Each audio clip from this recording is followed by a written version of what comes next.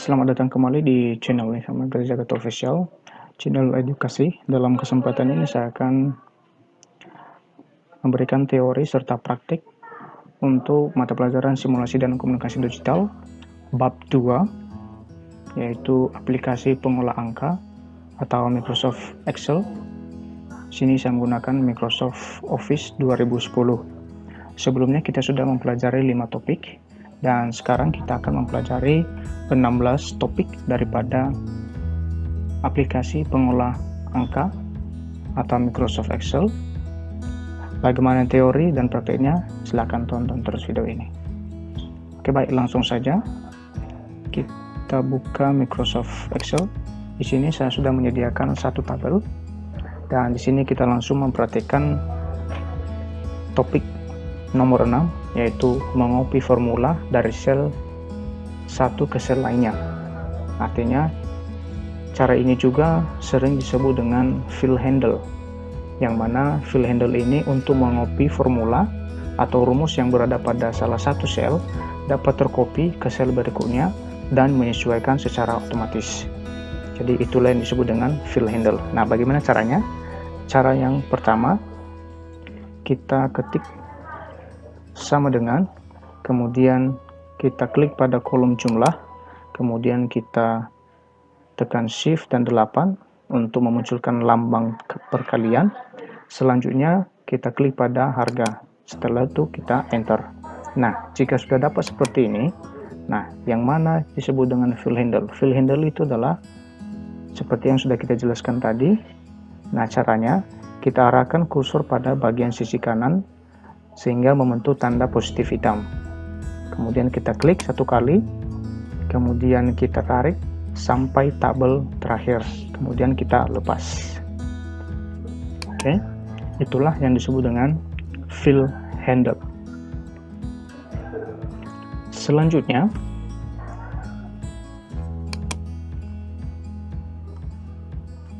ada yang disebut dengan referensi relatif dan absolute cell.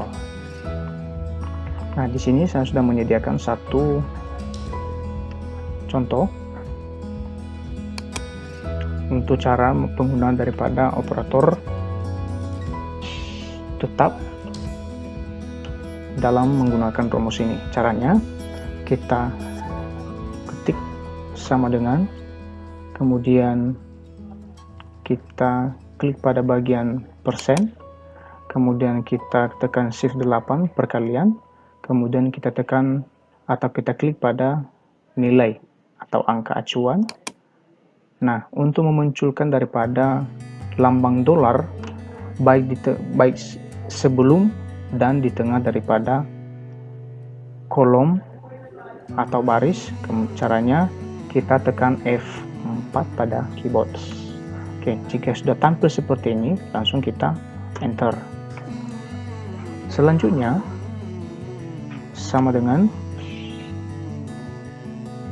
13% kali, kemudian nilai acuan. Nah, di sini posisinya lambang dolar di tengah, maka kita tidak bisa menggunakan F4, tetapi pada bagian formula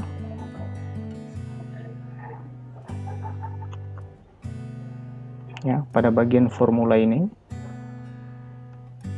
kita klik, kemudian kita tekan Shift 4, maka muncul lambang dolar seperti ini. Kemudian kalau sudah seperti ini, kita langsung enter. Oke, selanjutnya hal yang sama dengan 18% dikali 45, maka tampilannya seperti ini. Nah, bagaimana supaya seperti ini? Hal yang sama juga, kita masuk pada formula function, kemudian kita ketik lambang dolar pada bagian depan, kemudian setelah dapat kita langsung enter.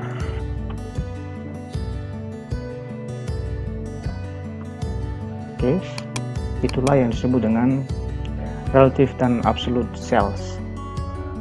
Selanjutnya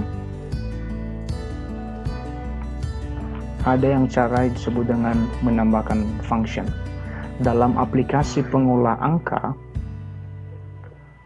dengan Excel tersedia formula standar melakukan penghitungan nilai dalam sales.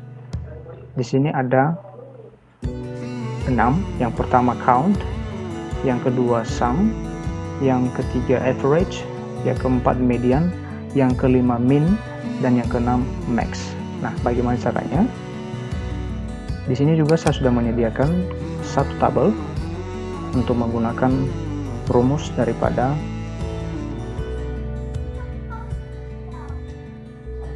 count ini. Nah, caranya sama dengan count. Nah, count ini adalah untuk menghitung banyaknya sel yang dihitung. Itulah yang disebut dengan count. Oke. Setelah itu kita hitung tabelnya. Ada berapa tabelnya? Mulai dari 1, 2, 3, 4, 5, 6. Oke. 1, 2, 3, 4, 5, 6. Ada 6 tabelnya. Kemudian kita tutup kurung. Setelah tutup kurung kita enter. Nah, caranya juga kita menggunakan namanya field handle. Oke. Maka total daripada tabel yang kita hitung ada 6. Selanjutnya menggunakan rumus sum. Sum digunakan untuk menjumlahkan semua nilai dalam sales yang dihitung. Oke. Kita ketik sum, buka kurung, kemudian tabel acuan. Oke, kita blok sampai 6. Tutup kurung, enter. Oke, kita lakukan lagi seperti sistem field handle. Kemudian pada bagian average, di average di sini kita mulai lagi sama dengan average, buka kurung, pada tabel nilai acuan, kemudian kita enter. Kemudian kita pakai sistem field handle. Selanjutnya pada median sama dengan median, kita ketik median.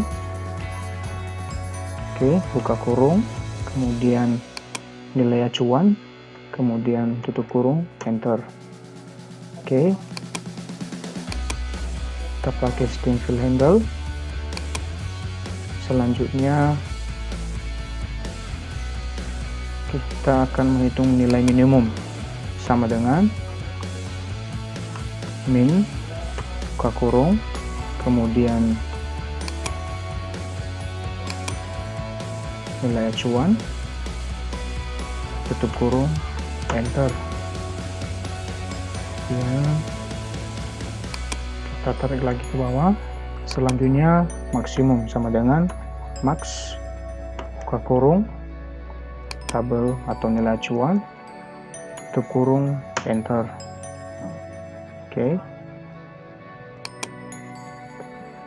Maka ini nilai terendah, nilai tertinggi, nilai tengah atau rata tengah, kemudian ini rata-rata, kemudian ini jumlah, dan ini adalah jumlah daripada kolom yang dihitung. Nah, selanjutnya ada yang disebut dengan function seleksi dengan if. Fungsi if memiliki kegunaan sama seperti dalam bahasa pemrograman, itu untuk dapat menyeleksi sebuah kondisi yang bernilai true or false. Nah, caranya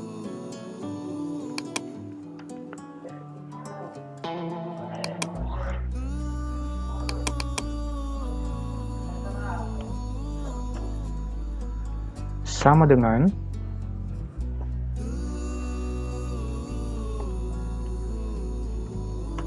if. Nah, kemudian ada logical testnya. If di sini kita mengambil nilai rata-rata, ya. nilai rata-ratanya. Oke. Kemudian lebih besar dari 80. Oke. Setelah itu kita ketik titik koma, kemudian buka kutip, kemudian A, kutip, titik koma, buka kutip, B, buka kutip, tutup dengan tanda kurung 2. Setelah itu langsung enter, langsung klik yes, kemudian lakukan sistem drag. Oke, yang artinya bahwa di atas daripada 80 maka hasilnya adalah A. Nah, bagaimana kalau ada yang di bawah 80? Maka selebihnya adalah B. Itulah bagaimana cara menggunakan rumus if.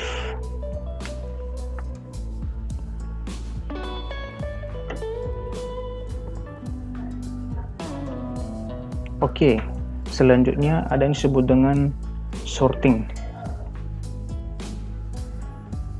Nah, sorting caranya sangat gampang.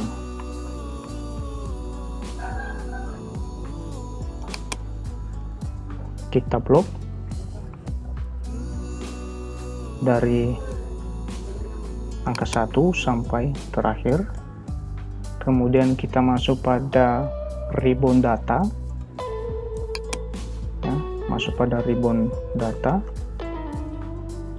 Oke, setelah itu kita masuk pada sort. Apakah kita mau mengurutkan dari yang terkecil ke yang terbesar atau yang terbesar ke yang terkecil? Nah, kita buatnya dari yang terkecil ke yang terbesar. Kita klik ini, lalu kita sort seperti ini, smallest to large, mulai dari kolom B. Oke, maka ini sudah berurut, karena kita mulai dari kolom B. Nah, bagaimana kalau kita memulai dari kolom nilai? Caranya sangat gampang juga.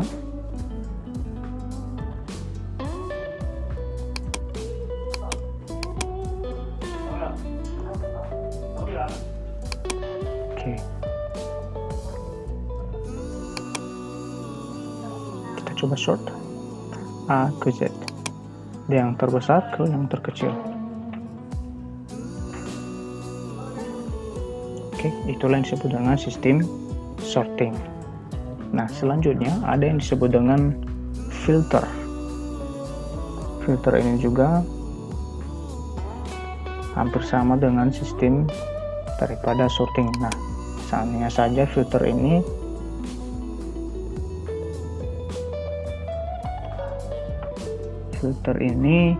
untuk menyaring data tertentu yang berfungsi atau mempunyai kesamaan nama data sehingga memudahkan untuk melakukan yang namanya filter.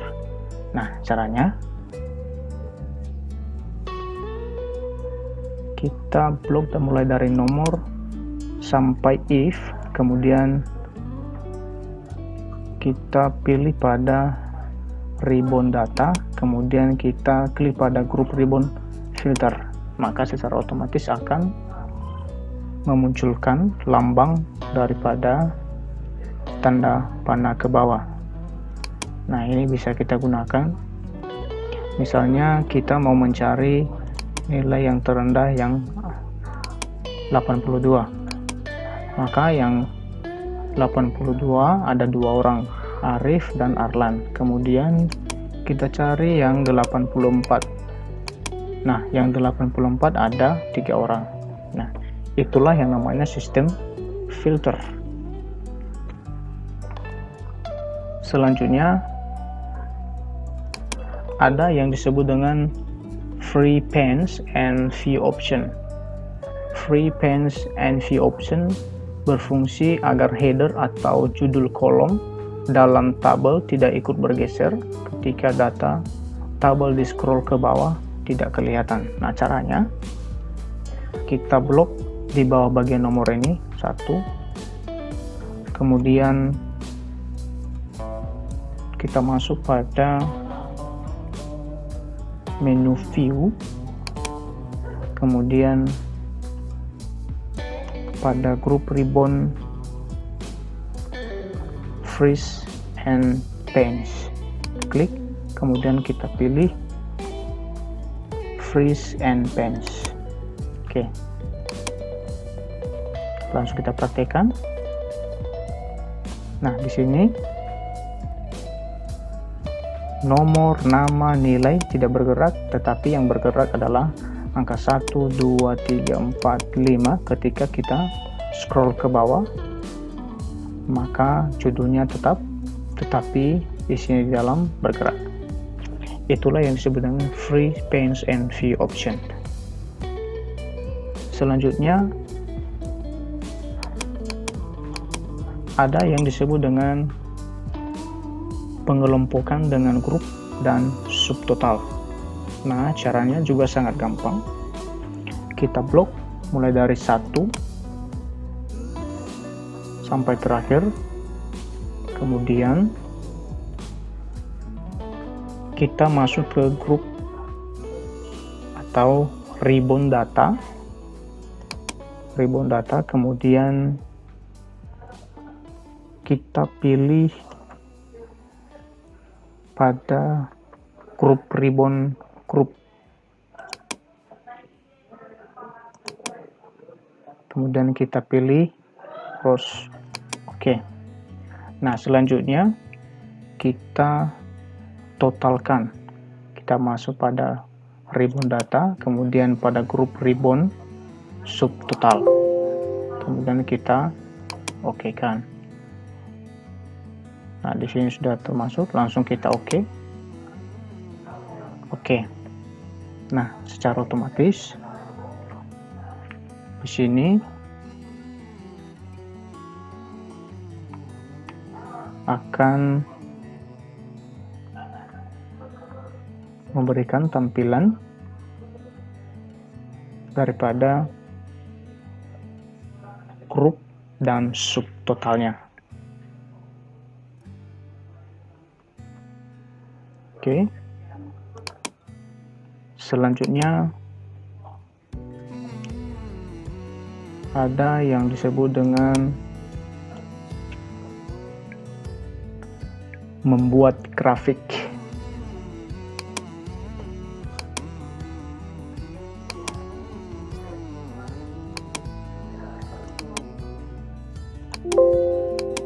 Kita akan membuat grafiknya. Kita hapus dulu ini.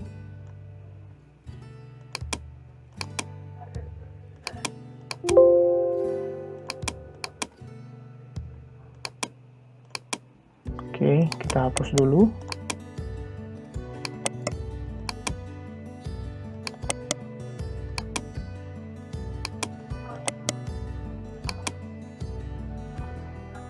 Oke, langkah selanjutnya kita akan membuat yang namanya grafik ya. Oke. Nah, caranya kita blok dari angka 1 sampai akhir. Selanjutnya kita masuk pada ribbon insert. Pada ribbon insert, kemudian kita pilih pada grup ribbon ya, grup ribbon insert, kemudian grup ribbon misalnya kolom, ini kita pilih 3D, maka secara otomatis akan menampilkan daripada tabel. Oke. Tabel grafik. Nah, di sini kita bisa memilih bentuk-bentuk grafiknya. Misalnya kita pilih yang warna ini ya, biar lebih cantik ya. Kemudian misalnya kita mau membuat yang bentuknya seperti warna ini, maka di sini kita bisa ganti sesuai dengan kesukaan atau kebutuhan kita.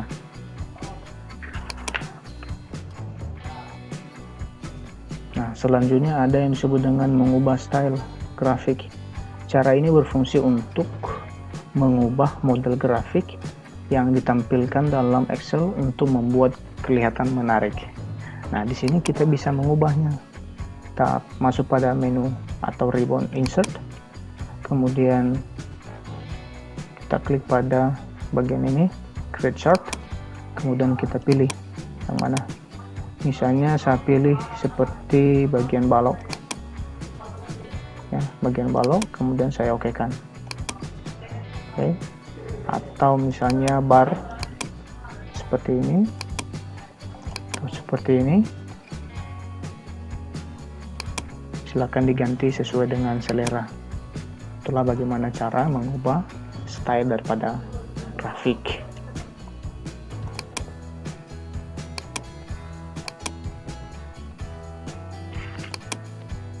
Oke, selanjutnya ada yang disebut dengan membuat conditional formatting. Cara ini berguna untuk memberikan pembedaan terhadap data yang ada di dalam tabel yang memiliki standar acuan.